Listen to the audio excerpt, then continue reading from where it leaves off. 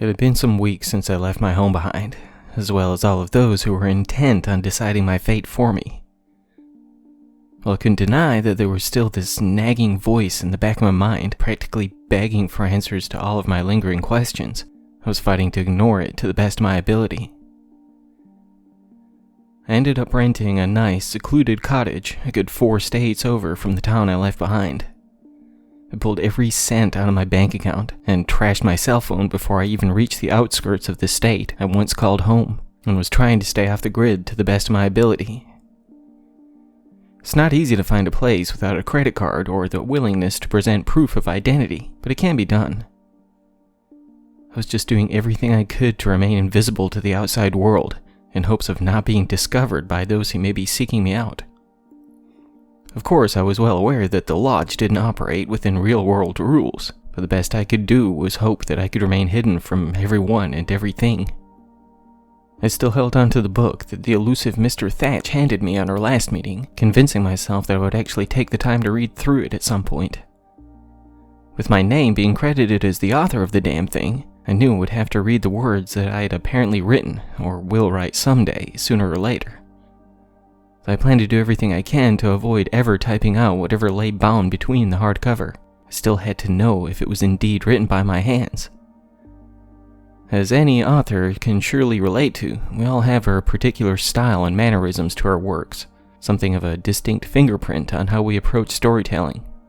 If The Lodge is Waiting was indeed penned by me, I would certainly recognize it, or at least how it's written. Naturally, I had been avoiding even looking at the bloody thing since I dropped it on the coffee table when I first arrived at my current residence, finding any and every excuse to procrastinate flipping through its pages. On those occasions when my eyes drift to it, just laying there, almost glaring back up at me, I have to fight the temptation to toss it in the fireplace as I had its predecessor. The two sides of my mind were in a constant state of conflict, one side pleading for me to reach out to those I left behind, and the other content to remain hidden from everyone. I wanted answers to the madness from which I fled, while desperate to never hear another word about the lodge, to live the remainder of my days free of its grasp. No matter how much inner debating I went through, though, I had a feeling that I would never be free of it being interested in me and all. The cottage I was renting was somewhat in the middle of nowhere, nestled in the woods some yards back from the highway.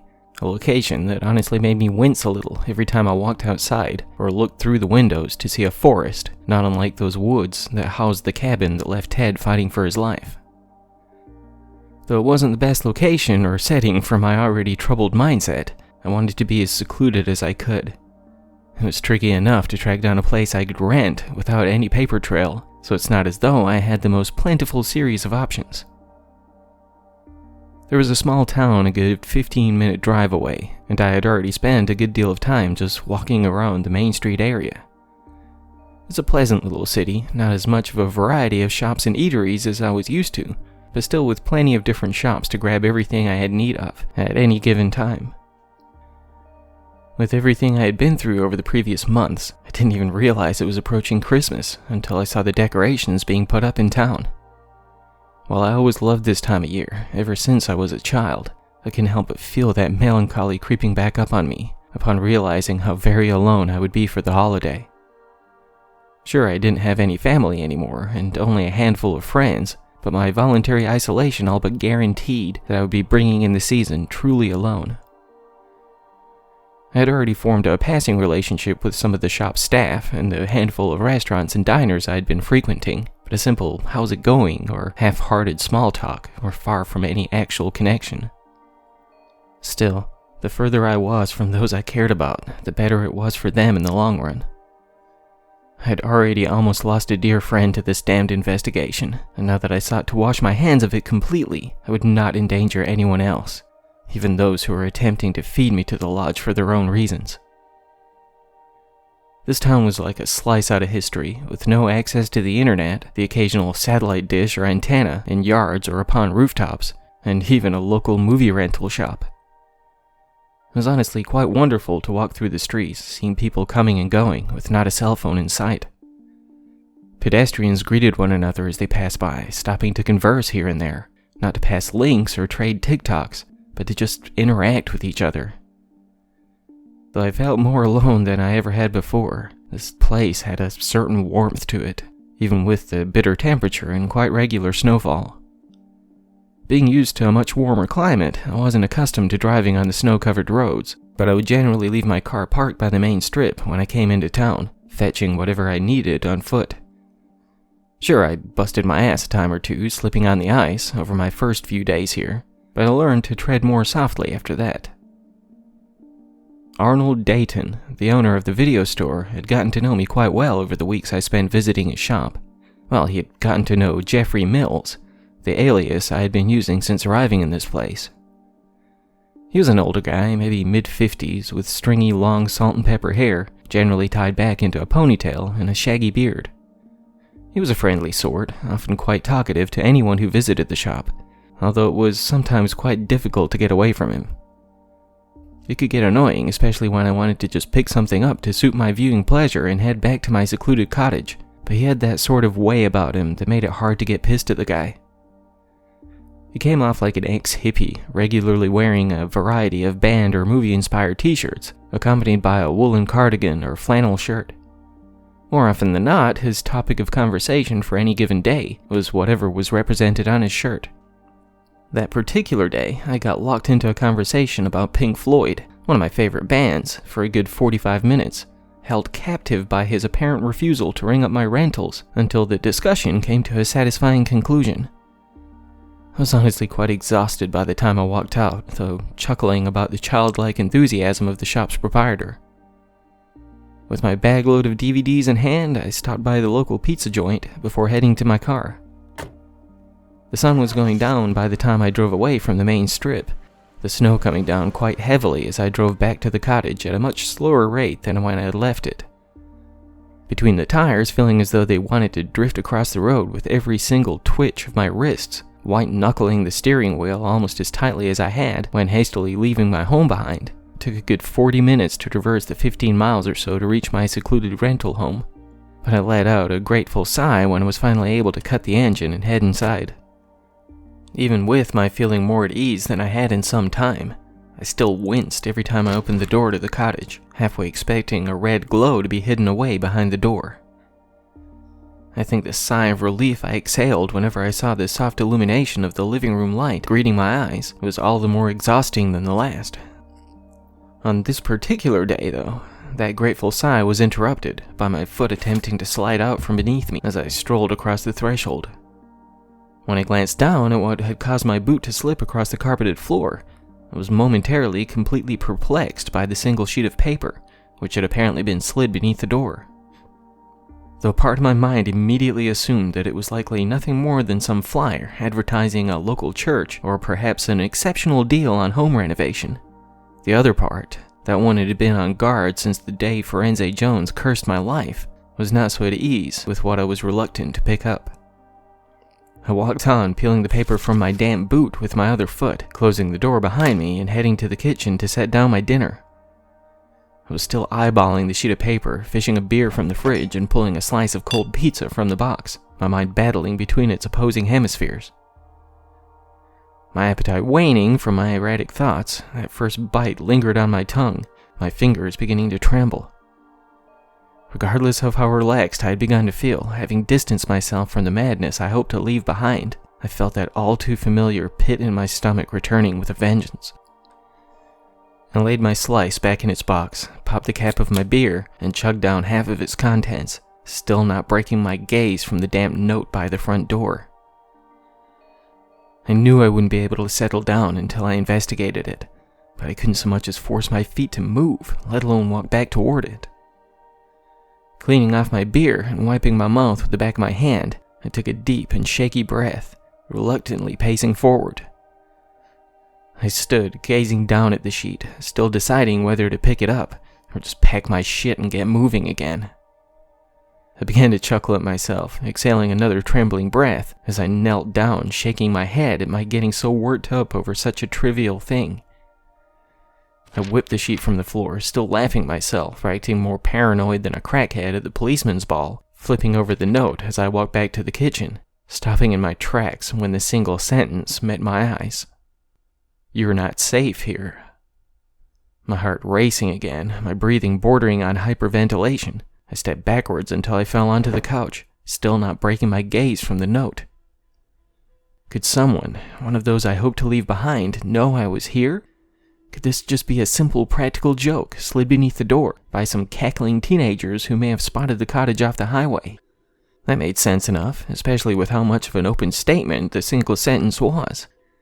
Had I not been attempting to hide away from the world, I would have been able to rest easy enough with that theory, but I could not just take it on faith, not with what inspired me to run in the first place. Whether this was a warning to get a move on, or just some stupid joke, I couldn't take any chances.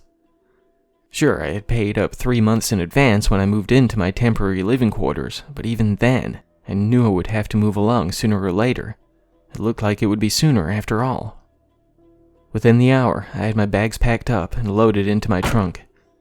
It was dark out and the snow was still coming down heavily, but I hoped that I could at least get through the awful weather and track down a hotel room for the night, even if I had to use one of my semi-retired credit cards. All I knew was that I once more had to leave another town in the dust, or mounds of snow in this instance. After making one last tour of my cozy little cottage to make certain I wasn't leaving anything behind, I closed the door behind me, leaving that damn book resting on the coffee table, where it had sat since the day I arrived. Yes, I knew I should have at least glimpsed through the pages before abandoning the fucking thing, but if that note was what I suspected, a sign that someone from the lodge had tracked me to this middle-of-nowhere town, I couldn't help but wonder if the book was what led them to me. Some sort of supernatural tracking device or something of that nature, as ridiculous as that sounds. While I trudged through the snow to my car once more, I felt the most unsettling sensation of being watched.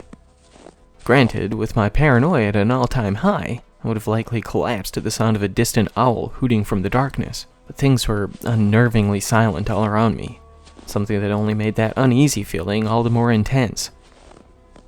As the sound of my pulse beating against the inner walls of my ears became almost deafening, I pushed my weakening legs towards my car, finally realizing how cold I was. Though my fingers, as well as every other extremity, were shivering so much I could barely hold the steering wheel straight, I cranked the engine and began my steady trek back to the highway. Between the moonless night sky, the heavy snowfall, and my still defrosting windshield, I could barely see 3 feet in front of my hood as I guided my tires back onto the highway. As much as I wanted to speed away from this place as I had my home, and knew I had to keep it slow, or the lodge would have to claim my frozen corpse from my crumpled car. I was barely able to break 25 miles an hour as I steadily made my way down the otherwise deserted road, the occasional spasming of my trembling extremities inadvertently hastening that on occasion, but I still felt my body relaxing a little more as the heat in my car began to kick in. It was amazing how much I was able to calm myself down, having left that damn book behind. The last link to the last lodge I had in my possession, abandoned, hopefully once and for all. I began to laugh at myself for getting so worked up again, more in an attempt to convince my erratic thoughts to settle down. Of course, it's very possible that I was finally going completely insane, but I'd jump off that bridge when it became a problem. As it was, my sanity had been pushed beyond its breaking point for some time now. Perhaps it was only a matter of time before a padded room and a straitjacket locked me away from the lodge for good. It was while those thoughts, along with a good many more, were bouncing around in my spinning head, when my eyes caught sight of something that inspired me to push the pedal harder than I had been willing to risk before. Though I couldn't make out the source of the vibrant crimson glow that emitted from the woods ahead and to the right, I didn't need to make eye contact with those rickety wooden walls to know that they were there. I paid little attention to the dial of the speedometer steadily creeping to the right, only the barely visible road ahead, refusing to allow my eyes to drift in search of what was lurking behind the trees. Even after I could no longer make out that blood-red illumination, I kept the pedal pressed to the floor, not so much as taking the time to consider my lack of experience in traversing the slippery surface of the road. I don't know how much time had passed, nor how many miles I had distanced myself from that haunting light, when a loud popping sound rang out, sending my vehicle skidding to the side. All I registered at the time was the scream breaching my throat as my tires slid and my car spun, before tumbling down the embankment which had previously been to my left. That the time I reached the bottom of the ravine, my head was pounding and dizzy. I was completely disoriented, with blood trickling down my face and lining my knuckles on both hands. With my car on its side, the shock blinding the pain of whatever injuries I had sustained, and the blizzard outside, it seemed that the lodge was the least of my concerns at the time. After wrestling with my seatbelt buckle, I climbed across the passenger seat, reluctantly opening the only door I could access at the time. Immediately, the strong and bitter wind bit into my skin and the open gash across my left eyebrow. Though I was still wearing the thick winter coat I had purchased in the very town from which I now fought to distance myself, the temperature was well below freezing. I had no cell phone, nor anyone I could contact if I did. I had no idea where exactly I was, nor if any signs of life may be close by. And I had no fucking idea how long I may survive this weather on foot, but I had little in the way of options at the time. While I considered lingering in my broken vehicle in hopes of someone driving by who may be able to lend me some assistance, the ravine I tumbled down was a good 15 or 20 feet from the road. With the heavy snowfall, there wouldn't be a chance of being noticed, even if the impact hadn't snuffed out my headlights. Though my dizzy head was scattered in so many places, I knew that my only hope was to make it back to the road, and hope that some other potential traveler may take pity on my freezing soul. While my driver's seat door was pressed to the ground, I was at least able to access the trunk. I wasn't about to attempt to drag my suitcases up the steep hill, but I stashed what I could into the duffel bag that had rested in my trunk since the long-since past days of attending the gym back in my old town. Climbing out of the ditch was no easy task, with several feet of snow causing my feet to battle to gain any sort of traction, but by the time I reached the top, my extremities were burning from the cold. If nothing else, as I cut my eyes in every direction, muddling over which path to follow, I saw not a hint of a crimson glow. The only location I knew, or hoped I knew, was the cottage I had left behind, God knows how long ago. With the ravine I tumbled down having been on the left of the road I traversed, it wasn't difficult to figure out the direction back to my temporary residence. The only uncertainty I had about the destination was that I would have to pass by where that glow had lit up the road some miles back. With my more immediate danger being the fact that I could very well freeze to death before the ominous cabin could offer heat to my shivering frame, I chose not to dwell on the possibilities. Every step I took required more focus and determination than the last, half of my mind practically begging me to return to my car in hopes that it still had the ability to produce heat. The howling wind both practically deafened me while stinging the ears it muffled.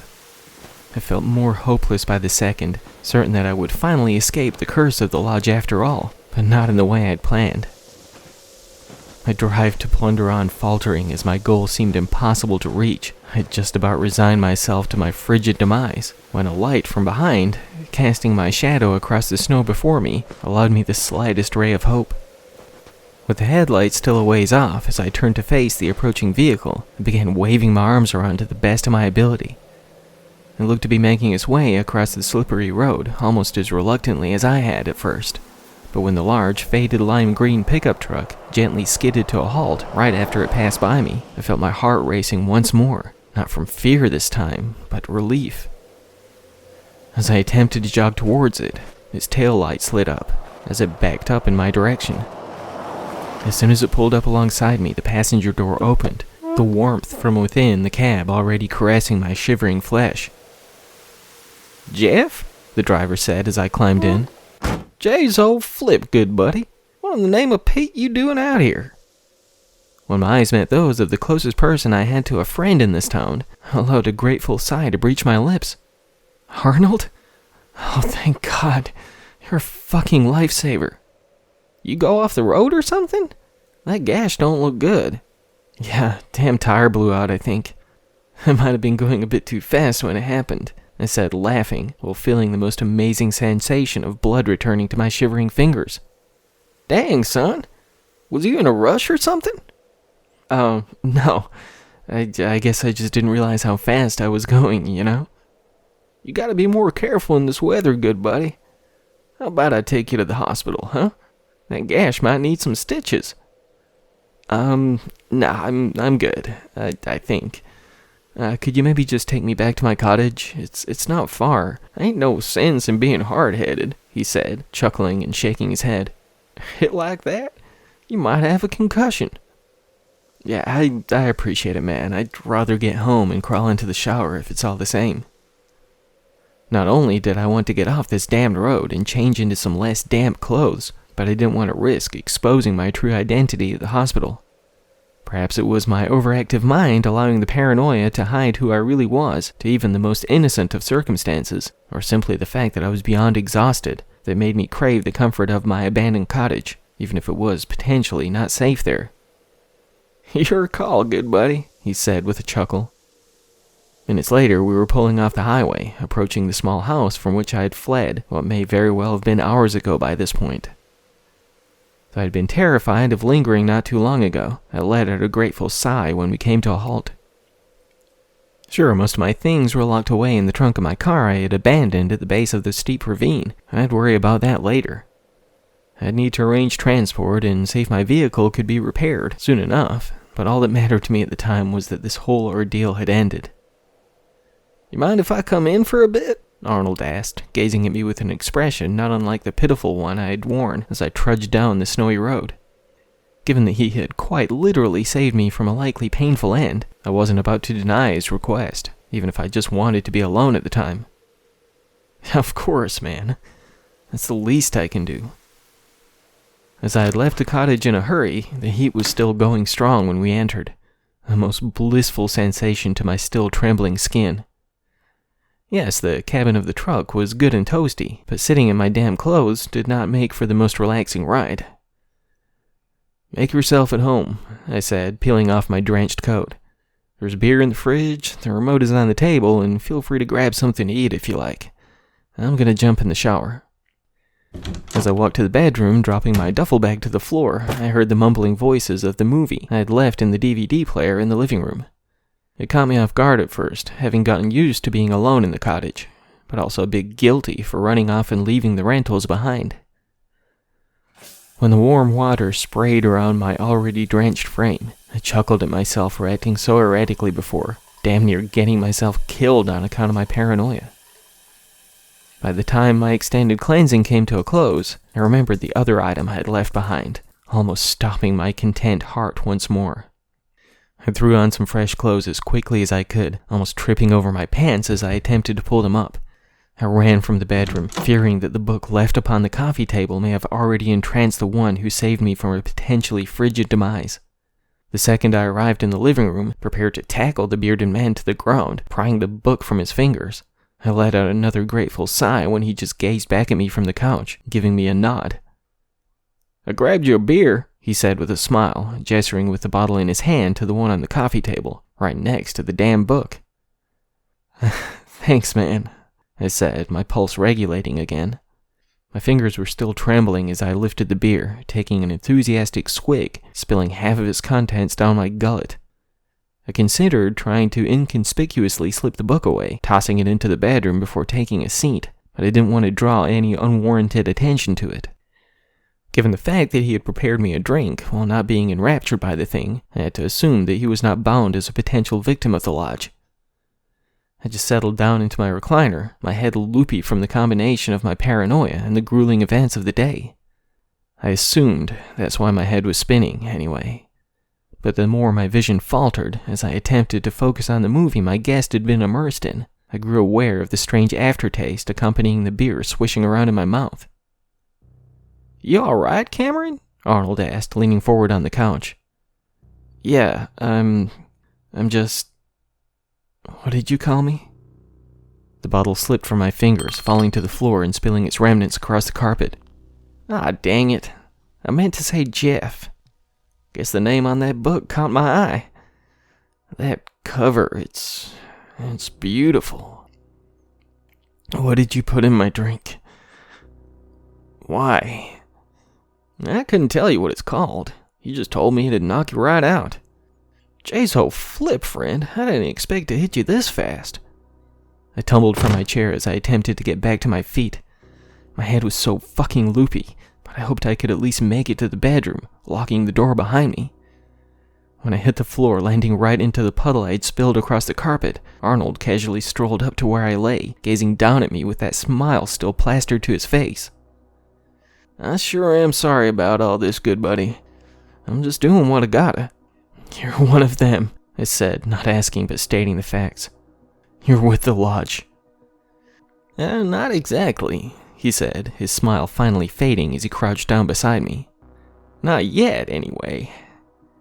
You see, you're gonna help me get in. If I take you to them, I reckon they'll throw the door right open to me. I'll never enter that fucking place." "Well, let's see if I can change your mind about that. I'm afraid we're gonna have to get back in the car, though. But if you'll be kind enough to quit fighting the meds, it'll be a quick enough trip for you." I have to go willingly. "I'll never go willingly," I said with an arrogant laugh, still attempting to force myself back to my feet. I'd almost managed to at least get back to my knees before the boot met my ribs, almost inspiring me to retch as I tumbled back to the ground. "We can do this the easy way," he said, slipping a revolver from inside his coat, cocking back the hammer. "Or we can complicate things a bit. What's it gonna be, good buddy?" "If you kill me, they'll never let you in." "Yeah, sure enough. But you ain't gotta be all in one piece now, do ya?" As I gazed up at the strangely sympathetic eyes of the man whose hand trembled as he raised the barrel of his gun, I heard the front door of the house open, accompanied by a red glow spilling across the room. "This is not how things are done, Mr. Dayton," a familiar voice said, as soft footsteps crept across the carpet. Arnold spun in place, stumbling back to his feet. "The lodge has no interest in you, I'm afraid," Mr. Thatch said with a certain degree of arrogance in his tone. "And Mr. McConnell must enter of his own volition. You cannot." I heard the concussion of the pistol before having a chance to register the shocked expression on the face of the elderly man as he fell to the floor. A scream echoed from my lips which caught me off guard as much as anything. Yes, I considered Thatch an enemy, given his allegiance to the lodge and his insistence that I enter. But somewhere, in places I hadn't fully accepted yet, I had grown something of a fondness for him. Seeing his wide and horrified eyes glaring back into mine as he lay dead on the carpet, the gaping hole in his forehead oozing the lifeblood within, I understood that the determination of the man who had rescued me from certain hypothermia was far greater than that of the old man, that he was willing to go to lengths that Thatch was not. Arnold just gazed blankly at the man bleeding on the floor, allowing the gun to slip from his fingers as he paced towards the open entrance of the illuminated lobby behind the threshold of the cottage. When it slammed shut, inspiring an anguished scream for my captor, I lost my battle to remain conscious, the darkness claiming me once more. When I began to blink back to awareness, my head still incredibly foggy and loopy, was being dragged across the snow, that crimson light beaming all around me. I tried to scramble my limbs against the ground in an attempt to prevent being pulled through the open doorway ahead, bleeding its aura upon me, but I still had no control of my extremities. Between the sudden hyperventilation, my racing pulse, and my heavily dazed state, I blacked out again. Coming to once more while being bound to a chair with straps affixed around my wrists, ankles, and chest. I was still wearing the same sweatshirt and jeans I had donned in a hurry at the cottage, so when I realized that I had not been dragged into the lodge, but a large barn with mounted red lights in each corner, I grew more aware of the frigid temperature of the drafty and rickety structure. "Welcome back, Mr. Carter," my kidnapper said. "Glad to see you made it in time for the show." It wasn't until then, as more awareness returned to my dizzy and reeling mind, I noticed that I was not alone with the crazy bastard who abducted me. The chair I was strapped to was in the dead center of the old barn, with the madman before me holding his arms outstretched, introducing me to those who were forced to share our company. Though their mouths were gagged and their limbs and torsos strapped to 2x4s mounted in an X shape to the walls, I could still make out their whimpers. Ted looked more angry than afraid, with blood already seeping through the cloth tied around his mouth. But Betty appeared absolutely terrified.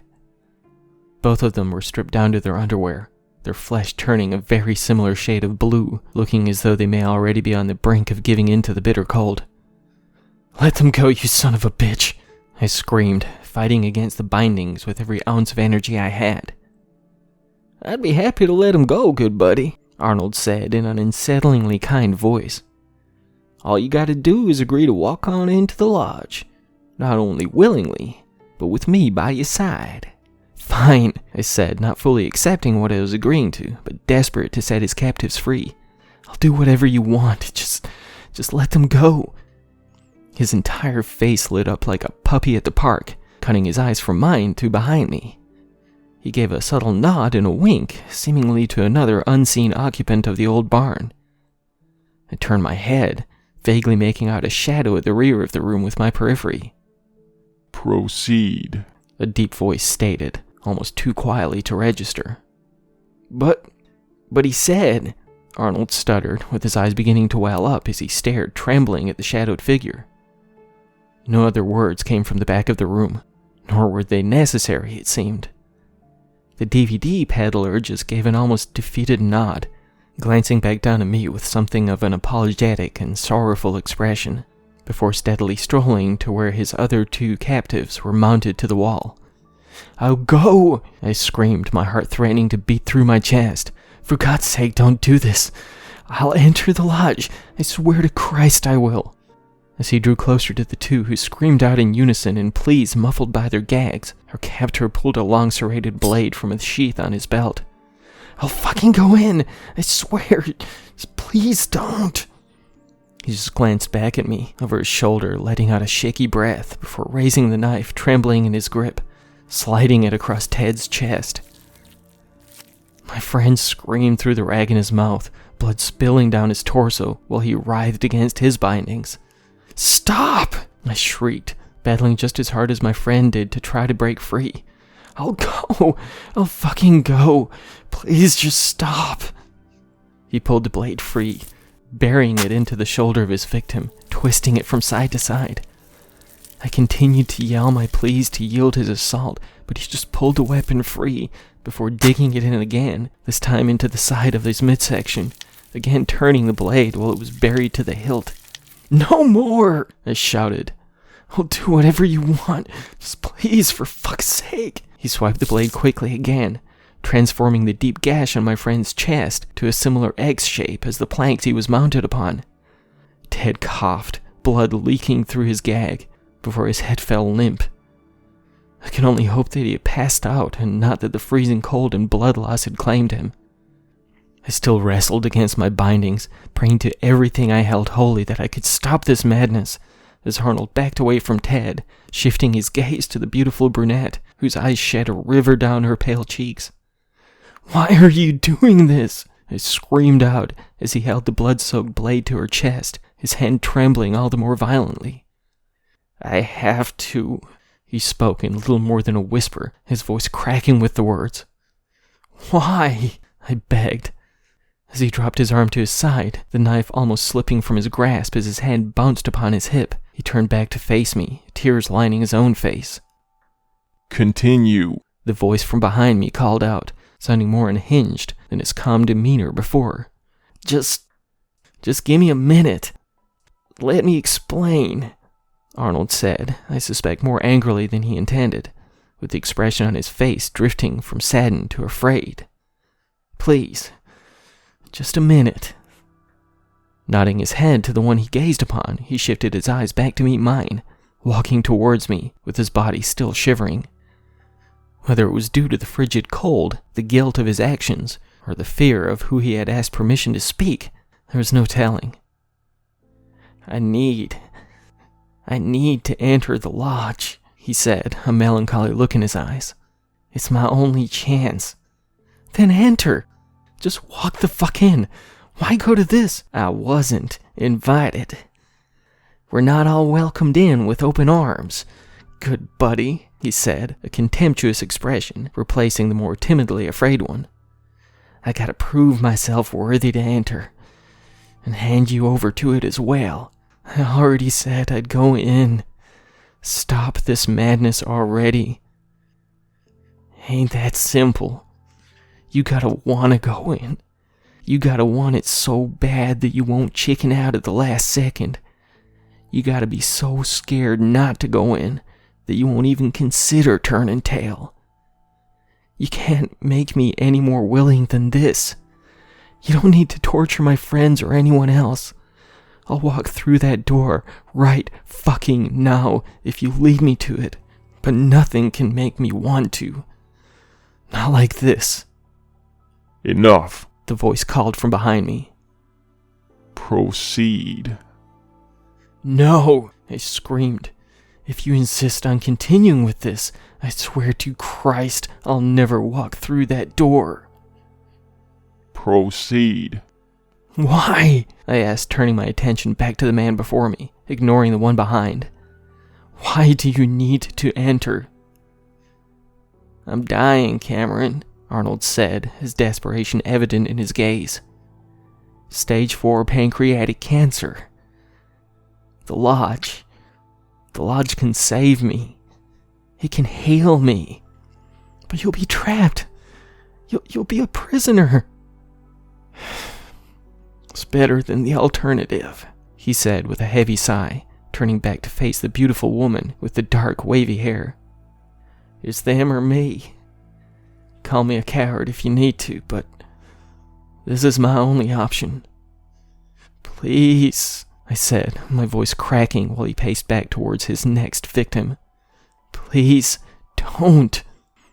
As he drew closer to his target, I felt cold fingers wrap around the side of my face, firmly holding my head straight. I tried to turn my head to face the one who now stood directly behind me, but I couldn't cause his grip to falter even a little. Watch, he said, whispering directly into my ear. Stop this, I begged, but he just chuckled a hollow laugh in response. I began to hyperventilate again as Arnold placed the bloody blade to the chest of the beautiful woman I had left behind, my heart fracturing as the blood leaked down her shivering body. I screamed out again, but that only inspired another giggle from the one who still held me in place. I fought with every ounce of strength I had to break free, battling harder with every howl of agony that breached Betty's lips. The tip of the blade pierced her shoulder, as it had Ted's only moments before, my shrieks blending with Betty's. Our shared screams and my unwavering fight to free myself, as well as Arnold slowly forcing his weapon into the oozing shoulder, were all cut short in an instant, when another voice rang out from behind me. One that was not only surprising, given what occurred last time I heard it, but the fury with which it shouted. Enough! The room fell silent as the hands grasping my face began to tremble as they slipped away from me. Drop that weapon, Mr. Dayton, Thatch said as he walked up beside me with his hands behind his back, a stern expression on his normally kind face. How can you? Arnold said, doing as he was told, dropping the knife to the floor. It was at that point, as my gaze watched the blood-soaked blade fall to the ground, when I noticed the more vibrant crimson glow emitting from somewhere behind me, spreading a strange but soothing warmth through the drafty old barn. I heard hastened footfalls from behind as the one who seemingly orchestrated this madness attempted to flee. Stop, Thatch said, not so much as glancing at the man. I heard the feet skidding to a halt, as though the man suddenly became rooted to the spot. You know better than to pull something like this, Alistair. No, you should know better, The man said with contempt. At least I'm doing something to get the job done. At least I'm not afraid to get my hands dirty. Thatch did not respond to these words, only gingerly paced towards the one who now whimpered from behind me. I looked back at Arnold, who still stood trembling at the front of the room, his eyes wide and glassy, and his jaw agape. You know the punishment for breaking the rules, do you not? Thatch said, that arrogance still lining his every word. I did not break the rules, The whimpering man retorted. I'm doing what the Lodge wants. I'm getting the job done. A job that you... Though I couldn't see what happened next, what it was that echoed a sound that made me picture a cow being tossed into a wood chipper, transforming the words from behind me to a gargled shriek. But judging by the scream that howled from the mouth of the man who abducted me as he fell to his knees, it was probably a good thing. By the time the slender elderly man walked around me once more, with his hands behind his back, my captor was in the fetal position on the floor, wailing out with tears streaming to the wooden planks beneath him. Thatch just stood beside him, gazing down at the crumbling man. You were misguided, he said, shaking his head softly. But that does not excuse your actions. Dayton tried to speak, but his blubbering made every word completely illegible. I will grant your wish to enter the lodge and preserve your life. You will? Arnold said, still hiccuping from his tears, but instantly beginning to settle down, a weary smile creeping across his face. Oh yes, my boy. The old man got down on his knees, once more pulling that small brass key from his pocket, slipping it between two of the planks on the floor. He turned it, causing a perfect square of vibrant scarlet light to beam from the 2x4s. He pulled back the key, and the square fell open like the door of an attic, revealing that warm hue emitting from whatever now lay beneath the barn. He gestured to the opening with a tilt of his head, as the DVD peddler shakily got to his feet. As he staggered towards the entrance to someplace else, glancing from the inviting aura to the one granting him entry to his desires, the old man laid a hand on his shoulder, just before he was able to slip through the opening. You should understand this, though, he said with a smile, slipping the hand on his shoulder to the back of the still whimpering man. Amongst the many, many rooms within the lodge, there are those which do not contain, well, the most comfortable of accommodations. Arnold gazed into the weathered eyes, which now twinkled with a certain mischief. Some, such as that which now awaits you, young man, hold furnishings more akin to the actions which led its occupant through its door. But I was... Perhaps, Thatch said with a smirk lining his thin lips. It will not be better than the alternative, after all. With that, he nudged the trembling man with the hand pressed to his back, sending him falling through the opening, slamming his chin on the ledge as he passed through, spitting blood across the floor. The second the sound of the body landing on the floor beneath echoed across the room, the ground sealed itself back shut, silencing the agonized scream below. After studying the floor for a moment, the elderly man casually strolled back up to where I was still bound. "How are you still alive?" I asked, while Thatch loosened my bindings, granting me freedom from the uncomfortable chair. It is quite ironic, actually, he said, smiling at me, more like an old friend than an adversary. That which Mr. Dayton sought, the ability to sustain his worthless life within the walls of the lodge, is the very reason I stand before you now. One cannot escape the lodge, dear boy, not until it is permitted. Death itself cannot set its tenants free. How? I said, my mind still struggling to accept the night's events. How did he know? I mean, how did he find me?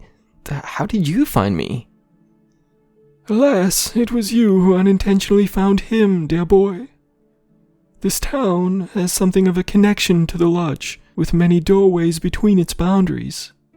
With your connection to it as well, think of it as something of a magnetism. And Arnold? I asked, choosing not to get into the many questions concerning this magnetism forming in my chaotic mind. He has been seeking entry to the lodge for many years. Had I known about his association with Alistair, I might have been able to prevent this. I am so sorry for that. I can only assume that it was he who led Mr. Dayton here, and he who orchestrated this childish display.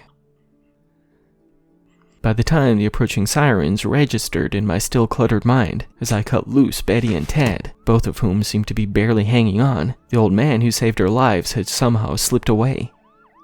I had to assume that it was he who summoned the ambulance and the police to our location, as the paramedics passed through the door, instantly attending to my friends. But I still could not figure out his motivations or where his allegiances truly lie anymore. Though these thoughts were practically repelling against the inner walls of my mind over the ride to the hospital, my only concern at the time were the two who had lost consciousness before being loaded into the ambulance, though Ted had been out for quite some time now. I would have to answer a lot of questions over the hours that followed, though the evidence of the night's events spoke for itself. I played dumb about the reasoning behind the actions of Arnold Dayton, claiming that I had slipped free of my bindings, jumping the guy before he could inflict more harm. I told them that he fled the scene when the blue lights approached, which led a couple of officers through the rear door of the barn, to where I hoped the heavy snowfall would account for the lack of any tracks through the snow. With Arnold's fingerprints on the knife, his blood on the floor, and the same drugs in the system of all three of his victims, I hoped that this would be enough to leave me off the suspect list. These facts, along with the flesh the leather straps had torn from my wrists and ankles while I fought to break free.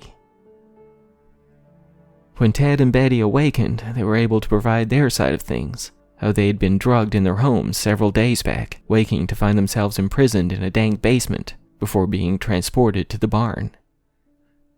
How the thin and cancer-ridden man had managed to abduct them from several states away, nobody really knew. But I have to assume that the mysterious Alistair likely had a hand in that. Thankfully, the wounds my friends suffered were not severe enough to leave them grasping onto life, though the borderline hypothermia brought them close to that very state. Ted joked about how grateful he was that the madman didn't aim for his good kidney, claiming that the one he was now missing was no big loss. Though the injury to Ted's shoulder was a good deal worse than Betty's, those were the worst they had both sustained. There would be physical therapy ahead for each of them once they recovered enough, but the gashes across their chests were not nearly as bad as they appeared from a distance, not even requiring stitches to seal shut. The gash across my eyebrow, however, that earned me a good 7. I can't help but wonder if our captor, being forced to inflict these wounds, may have held back a little bit in the end. That, or he was shivering so badly that he didn't slice as deeply as he meant to. I suppose that's something I may never have the answers to, along with a great many more concerning the man who abducted us to earn his room in the lodge. Given the brutal nature of how I once more found myself face to face with those I had ran from not too long ago, one to protect and the other to escape, our reunion wasn't as awkward as I would have expected. Honestly, I think our shared exhaustion and gratitude for having survived this ordeal overwhelmed any desire for explanations. Over the days that followed that horrific night, the weather let off enough for me to arrange to have my car recovered from the ravine it tumbled down. It has some dents and scratches, but surprisingly nothing important was in too bad of a shape. The metallic barb they found in the blown-out tire, though, I suspect that I had Arnold Dayton to thank for that as well. When Betty and Ted were released from the hospital, we all loaded up in my vehicle, heading back to our hometown. We talked and laughed a lot over the hours on the road, though Betty and I made sure to keep anything lodge-related set aside for the time being. I can honestly say, though, that it felt amazing to share the company of friends again, even with the underlying motivations of the beautiful brunette. Some days after arriving back in the home, I hadn't realized how much I missed. I pondered over the things I had tried to escape. I hadn't spoken with Betty or Ted since dropping them back at their homes, nor had I even left my house, other than picking up some necessities at a nearby grocery store. By the time I made the decision to drive out to the edge of this town, to the lone bar located on the border between this town and the next, I had accepted the fate that lay ahead for me. It was no surprise to see those gorgeous big brown eyes gazing back into mine when I walked through the door, but I greeted her smile with a much more genuine and far less confused one this time around. "Okay," I said, taking the same stool beside her as I had the last time I visited this tavern. "What's the plan?" She and her friend Simon wore a similarly almost saddened but determined expressions as we began to discuss the circumstances of how and when I must enter the last lodge, while the elderly man, who had the same twinkle in his eye as the brother he had lost to the ominous cabin so many years before, took a seat on the other side of me. I can't predict what lies ahead for me. How or when, I will write the book that rests on the passenger seat of my car, unable to enter this bar. I have come to the belief that I do indeed have a friend in the elusive Mr. Thatch, though I still can't quite fathom his motivations in all of this. All I know for certain, a fact that I finally understand, is that I not only must, but will enter the lodge. I will no longer put anyone I care about in harm's way, due to my refusal to accept my destiny. Whether I ever set foot back in the world I know after crossing the threshold, again, that is quite uncertain. But perhaps, as Randolph suggested, perhaps I can find a way to set free those imprisoned within those walls. If you don't hear from me again, please know that I tried. Know that I gave all that I am in an effort to do what was right. Whatever happens from here, I'm not running anymore.